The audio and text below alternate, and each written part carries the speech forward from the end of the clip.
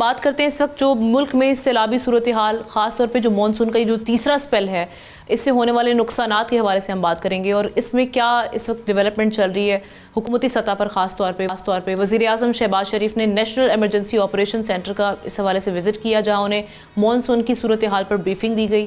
ملک بھر میں رواں سال جو ہم دیکھ رہے ہیں کہ مانسون سیزن کے 21 دنوں میں 178 سے زائد افراد جاں بحق ہو چکے ہیں. گلیشیئرز کے پگھلاؤ اور شدید بارشوں کے باعث دریاؤں میں پانی کے بہاؤ میں خطرناک حد تک اضافہ دیکھا جا رہا ہے. 2022 کے تباہ کن سیلاب کے بعد ماہرین موسمیات نے خبردار کیا تھا کہ پاکستان کو سالانہ سیلابوں کے لیے تیار رہنا ہوگا، اور گزشتہ 3 سالوں میں پیش آئے موسمی سانحات نے اس پیشگوئی کو درست ثابت کر دیا. کئی ممالک شدید بارشوں کے باوجود پانی ذخیرہ کر کے اپنی ضروریات پوری کرتے ہیں. پاکستان بھی ایسا نظام اپنا سکتا ہے یا نہیں، اور موسمیاتی خطرات سے نمٹنے کے لیے ہمیں اور کیا کرنے کی ضرورت ہے، پر کس طرح سے قابو پایا جا سکتا ہے.